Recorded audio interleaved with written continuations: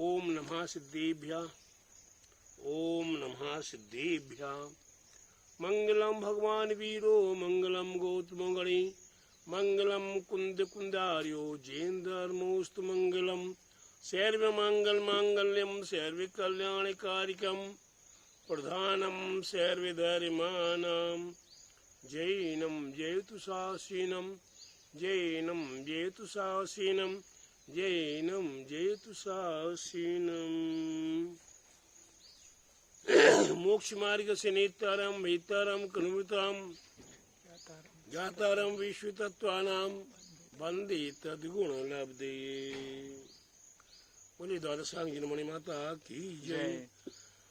बोलो आचार्य गुरु बोलो माँ स्वामी आचार्य महाराज की जय। नीमगिरी के मूल की श्री 1008 आदिनाथ भगवान की जय।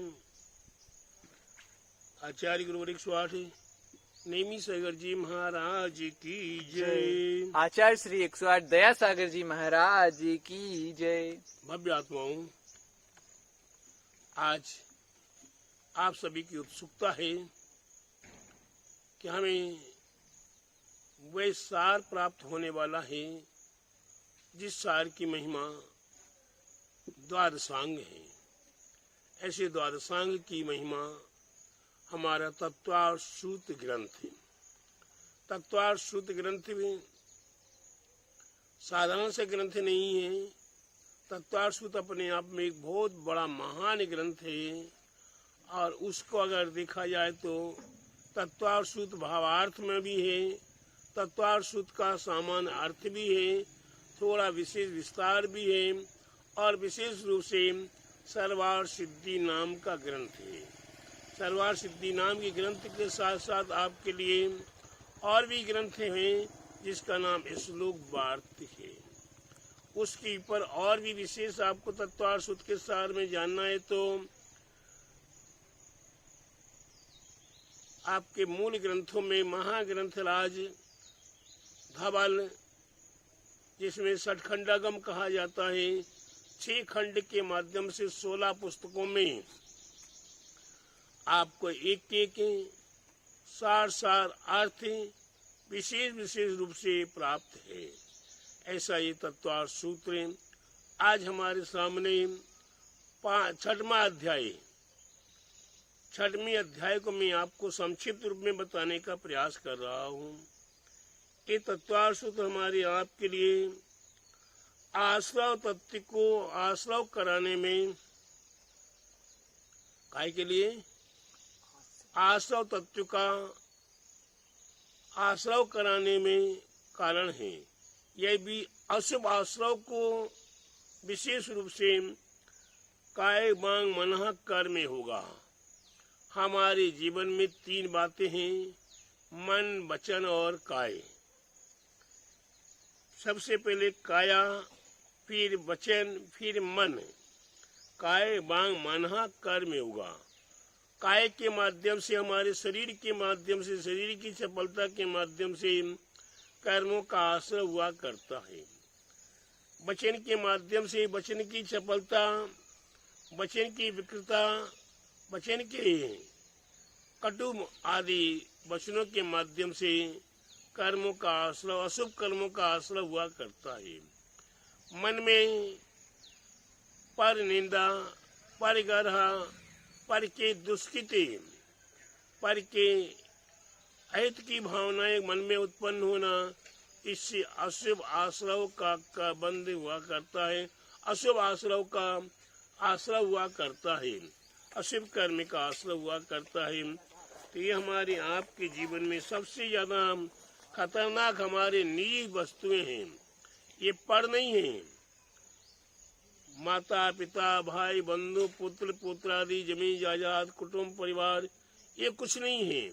सबसे पहले हमें अपने आप के मन वचन काय को अनादिकाल से जो विकृति परिणति में चलता चला आ रहा है उसी के माध्यम से हमें कर्मों का आश्रय करते चले आ रहे हैं। ये मन वचन काय की क्रियाएं अभी तक तो हमारी अशुभ क्रियाएं होती चली आई हैं। अब उन अशुभ क्रियाओं से अगर हमें बचना है तो हमें अपने आप पे विचार करना पड़ेगा। सासुराम उन्हीं कर्मों के माध्यम से आश्रव हुआ करता है। मन वचन काया की चपलता के माध्यम से हमारे लिए कर्मों का निरंतर आश्रव हो रहा है, और वही भी आश्रव पुण्य पापस अशुभ पापस्य अशुभ पुण्य से हमारे शुभ और अशुभ अशुभ और शुभ दोनों कर्मों का आश्रव हो रहा है। शुभ योग के माध्यम से शुभ कर्म का आश्रव और अशुभ कर्म के योग से अशुभ आश्रव हुआ करता है। हम जैसी पाणति करेंगे, हम मन वचन काय को पापाचार में लगा देंगे तो पापाश्रव होगा, दुष्कृत कर्मों में लगा देंगे तो पापाश्रव होगा, अशुभ आश्रव होगा। किसी की पर अहितकी में लगाएंगे तो पापाश्रव अशुभ आश्रव होगा। और कहीं हमने मन वचन काय को धर्म ध्यान में लगा दिया, पूजा पाठ में लगा दिया, हितार्थ में लगा दिया, दान पुण्य आदि में लगा दिया, वह हमारे लिए क्या होगा?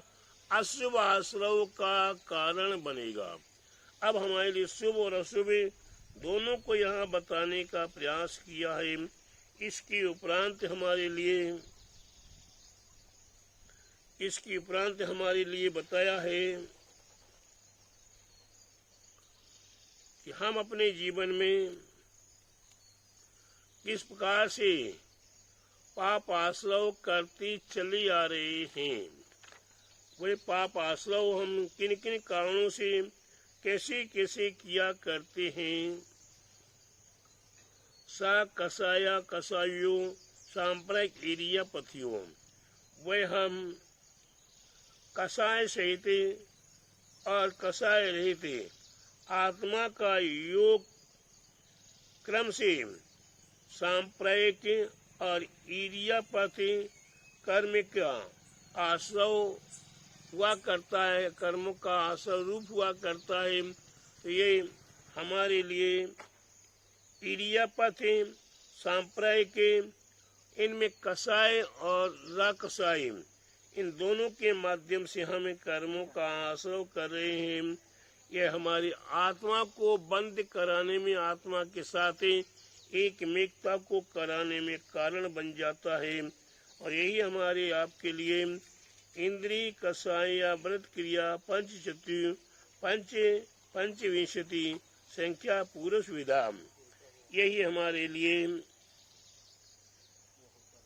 पूर्व के अर्थात सांप्रदायिक और सांप्रदायिक कर्म आश्रव के इंद्रिय कसाय व्रत और क्रिया रूप भेद है जो 5, 4, 5 और 15 और 25 कितने? 5 और 4 और 5 14 और 5 25 कितने हुए? 39 प्रकार से हमारे कर्मों का आश्रव, अशुभ कर्मों का आश्रव हम निरंतर कर रहे हैं। ऐसे अशुभ कर्मों से हमें निरंतर बचने के लिए अपना प्रयास निरंतर करना है, अन्यथा हमें पापाश्रव अशुभ आश्रव कर रहे हैं। तीव्र मंद ज्ञाता ज्ञात भावाधिकरण वीर विशेष तीव्र भाव, मंद भाव, अज्ञात भाव, ज्ञात भाव, अधिकरण और वीर विशेष के भेद से उनकी विशेषता कर्म के आश्रव की विशेषता हुआ करती है। हम कैसे कैसे तीव्र भावों से, मंद भावों से, ज्ञात भावों से, अज्ञात भावों से, किसके आधार से, कितनी ताकत से हम कैसे कैसे कर रहे हैं, इन सब का हमारे लिए हमारे जीवन में पाप आश्रव का कारण, पुण्य आश्रव का कारण है। लेकिन जहाँ तीव्र कसाय आदि हैं वहाँ पाप आश्रव अधिकरणम जीवा जीवा। वह अधिकरण जीव और अजीब रूप है। आधार काय का है हमारे कर्मों का बुलाने का, कर्मों का लाने का। कर्म किसके आधार से आएंगे? जहाँ जीव और अजीब दोनों का संयोग है, वही कर्मों का आश्रय भी निरंतर हुआ करता है। आद्यम संरम्भ समारंभ आरंभ योग कृति कायितानुमते कसाय विशेषे स्त्री त्री त्री चतुष्वेदा चतुष्साम। वह पहला जीव अधिकरण संरंभ समारंभ आरंभ के भेद से 3 प्रकार का है। योग मन वचन काय की प्रवृत्ति योग, कृति कालित अनुमोदना 3 प्रकार से है। कसाय क्रोध मान माया लोभ 4 प्रकार से है। परस्पर मिला देने के उपरांत 108 प्रकार हो जाते हैं। कर्मों की आश्रय के लिए हम 108 है। मन वचन काय, कृत कर्त अनुमोदना, संभ्रम समारंभ और आरंभ। इनको मन वचन काय को 3 और 3 को संभ्रम समारंभ आरंभ से गुणा करेंगे तो 9, 4 कसाओं से गुणा करेंगे तो 9 चौक 36 और 36 को 4 से गुणा करेंगे तो कितने हो जाएंगे? 108। इसलिए प्यारे बंधु, हम अपने जीवन में ऐसे 108 प्रकार के कर्मों के माध्यम से निरंतर आश्रय आदि कर रहे हैं। इनसे बचने के लिए, इनसे रुकने के लिए हमारे आचार्यों ने 108 दाने की माला का उल्लेख भी किया है। हमने प्राप्त किया है 108 प्रकार से। लेकिन जब कर्मों का आश्रय करना है, कर्मों को काटना है, कर्मों से छुटकारा प्राप्त करना है, तो हमारे लिए एक मंत्र की 108 बार जाप करें, तब जाके हमारे कर्मों का नाश होगा। ऐसे प्यारे बंधुओं, हमारे जीवन में कसाय आदि हमारे जीवन में दूसरे गति को आदि को प्राप्त कराने में कारण है। निर्वर्तना निक्षेप संयोग निसर्गा द्वित्रिभेदा परम पर अर्थात अजीब अधिकरण क्रम से 2, 4, 2, 3 भेद वाले निर्वर्तना निक्षेप संयोग और निसर्ग रूप से ये 4 प्रकार के हैं।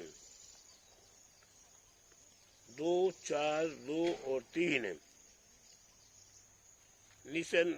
निर्वर्तना 2 प्रकार के हैं, निक्षेप 4 प्रकार के हैं, संयोग 2 प्रकार के हैं और निसर्गज 3 प्रकार के। इस प्रकार से हमारे लिए ये अजीब का अधिकरण, जिनके माध्यम से हमारे लिए कर्मों का विशेष रूप से अशुभ आश्रय हो रहा है, इनसे छुटकारा प्राप्त करने के लिए हमें निरंतर प्रयास करते रहना चाहिए। तत्प्रदोष निहन्नो मासर साधनों ज्ञान दर्शन वर्णियों।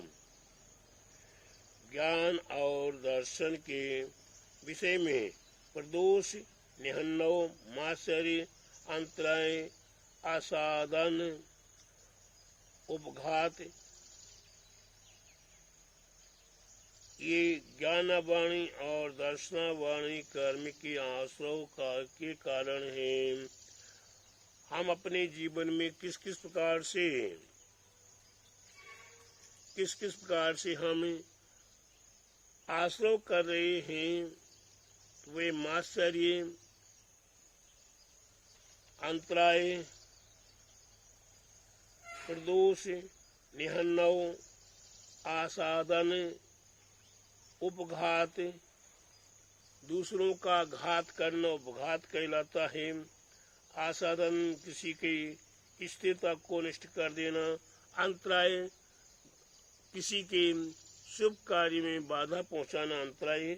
मात्सर्य, मन में नाना प्रकार की कटुताओं के साथ व्यवहार करना। निहन्नव, किसी को नीचा आदि दिखाना।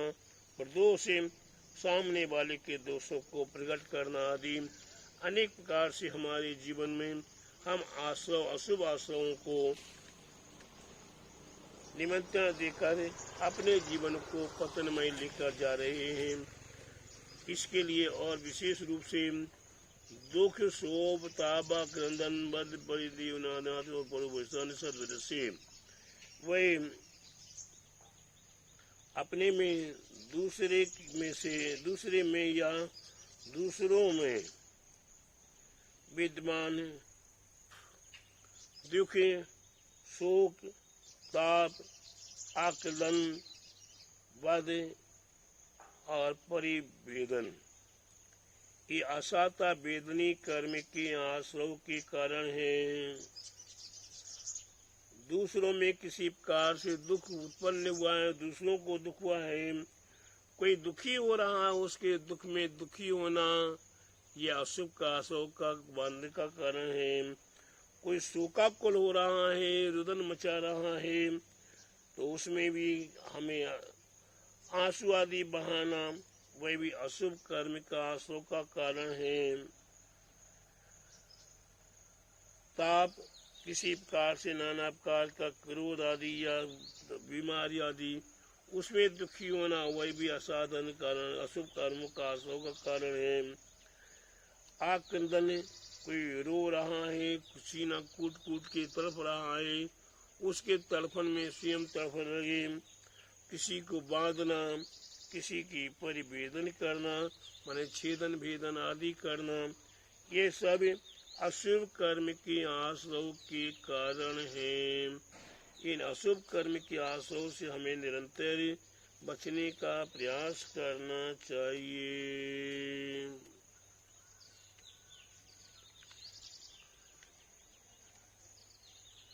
भूत पदान सराग संयमादि योग्य सांची सोचुदी सद्विद से। भूत, अनुकंपा, वृत्ति, अनुकंपा, व्रत अनुकंपा, दान और सराग संयम आदि का योग तथा शांति और सोच, ये साता वेदनी कर्म के आश्रव के कारण है। इनसे साता वेदनी कर्म का आश्रव हुआ करता है। केवली सत्संग धर्म देवा बाण बाधो दर्शन मोह से। केवली श्रुति, संग, धर्म और देव, इनका आवरण बाध करना दर्शन मोहिनी कर्म के आश्रव का कारण है। केवली भगवान के प्रति नाना प्रकार से दोष लगाना। केवली भगवान भोजन करते हैं, आहार करते हैं, केवली भगवान मुख पे पट्टी बांधते हैं, केवली भगवान महावैभव में बैठे हुए हैं, आदि आदि किसी भी प्रकार से उनमें दोष लगाना वह आवरणवाद कहलाएगा।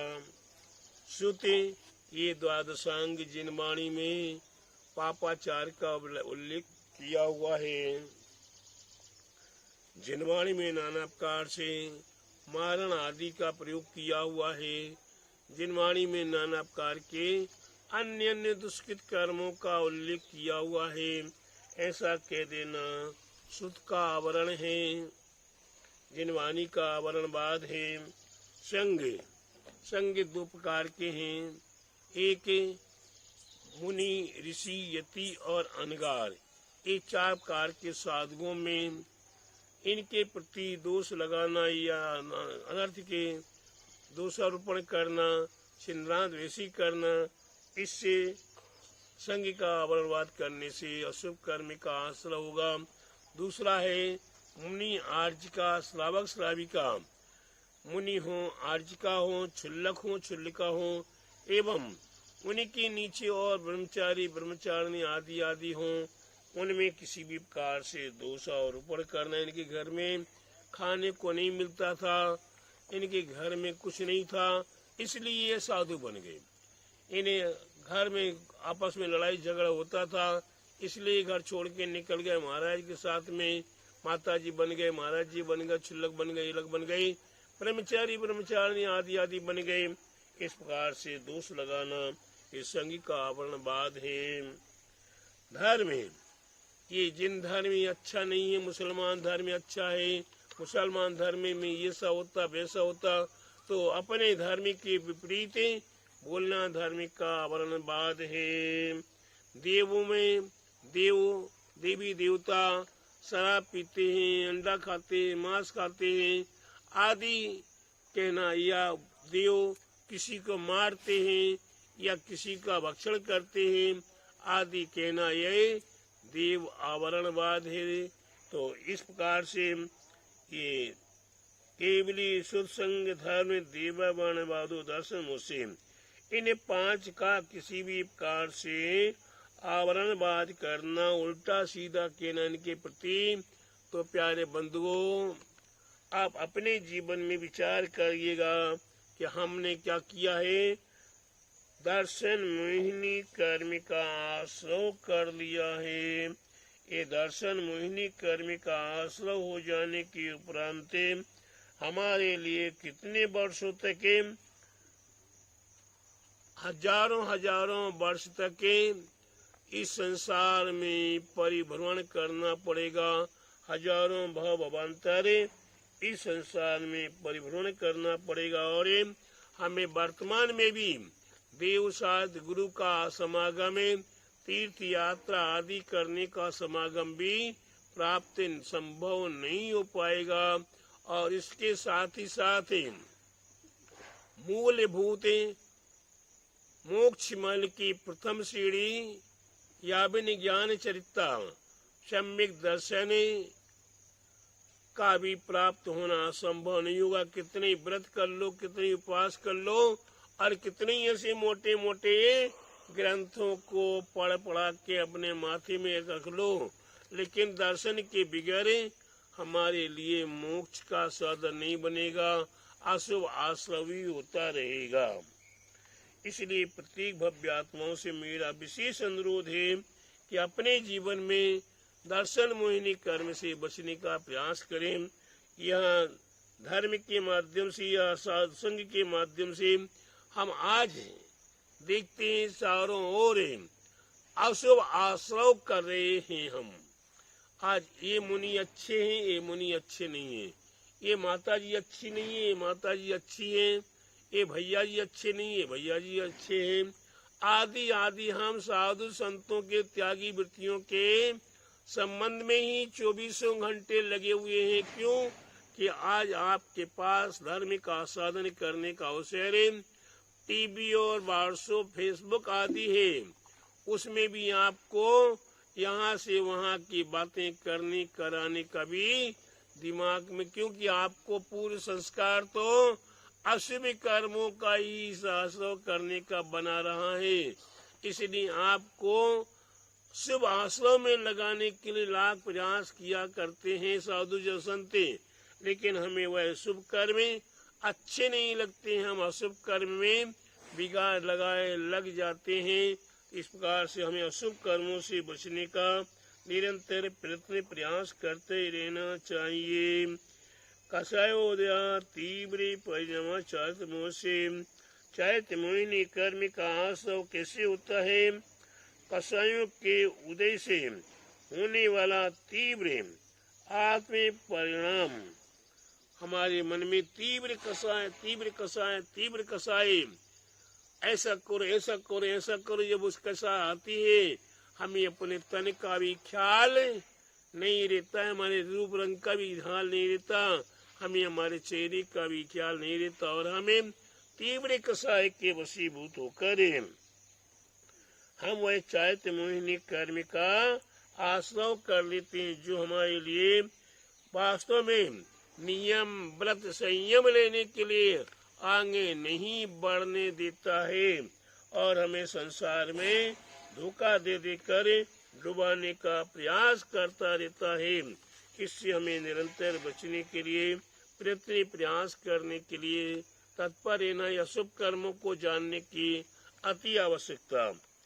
बहु आरंभ परिगतम नारक सविषा, बहुत आरंभ और बहुत परिग्रह। सौरभ भाई, आपके पास कितना मकान है? एक। कितना बड़ा है? 10 बाई 7 बाई 50 का। कितना चाहते हो और बनाना चाहते हो? बड़ा मिले तो बिल्कुल तैयार है। उसको बनाओगे? हाँ।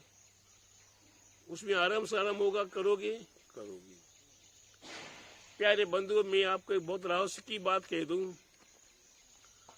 आज के समय में ये बहु आरंभ और बहु परिक्रम नरक का सविषा, बहुत आरंभ और बहुत परिग्रह नरक का कारण है, निश्चित है। लेकिन आज किसी ने कोई मकान बनाया, एक छोटा सा मकान बनाया, उसने गृह प्रवेश किया जी, उसके मकान में गए, बहुत सुंदर बनाया लेकिन छोटा है, बहुत सुंदर है लेकिन छोटा है। धीरे धीरे करके महीने 2 महीने 6 महीने साल में उसने और मेहनत की, परिश्रम किया,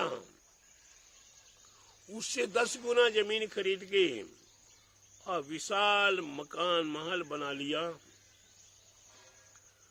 उसने फिर गृह प्रवेश किया, अनेकों भव्यात्माओं को बुलाया, अनेकों भव्यात्माओं ने जाकर वहाँ भोजन आदि भी ग्रहण किया, प्रीति भोज हुई, पूजा पाठ हुआ। ऊपर से लेकर नीचे तक मालिक के प्रत्येक व्यक्तियों के साथ साथ आता है, जाता है, दिखाता है। सभी क्या कहते हैं? मकान बहुत सुंदर है। आपने इतने जल्दी समय में, थोड़े समय में ही इतना बड़ा मकान बना लिया, देखो कितने महान हो आप। प्यारे बंधु, ये नहीं समझ में आया कि ये मकान मरघट बनाया है। क्या बनाया? मरघट, क्योंकि हमें इसी में मरना है।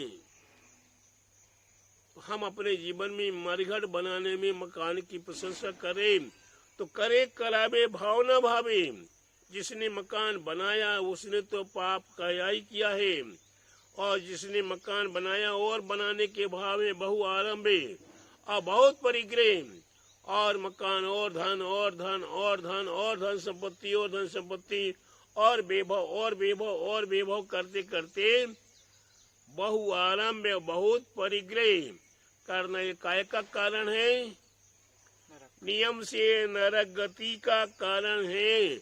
और प्रत्येक व्यक्ति इसमें संलग्न लगे हुए हैं, और जो लगा है उसकी प्रशंसा एक दूसरे कर रहे हैं।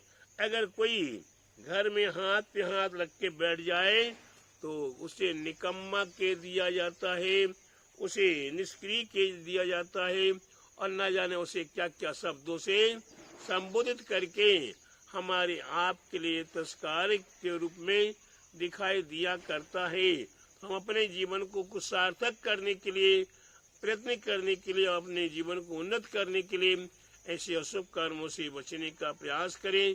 यही हमारे जीवन का विशेष सार है। आगे पुनः तत्पर सुध के क्रम से आज एक श्लोक से लेकर 15 श्लोक तक आपको बताया। आगे 16 श्लोक से फिर पुनः आपको आपके पुण्य के हिसाब से प्राप्त होगा।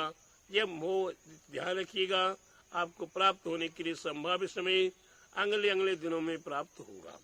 बोले द्वादशांग जनवाणी माता की जय, उमा स्वामी आचार्य महाराज की जय, बोले तत्पर सूत्र महाग्रंथ राज की जय, बोले आचार्य गुरुवर 108 नेमी सागर जी महाराज की जय, आचार्य श्री 108 दया सागर जी महाराज की जय।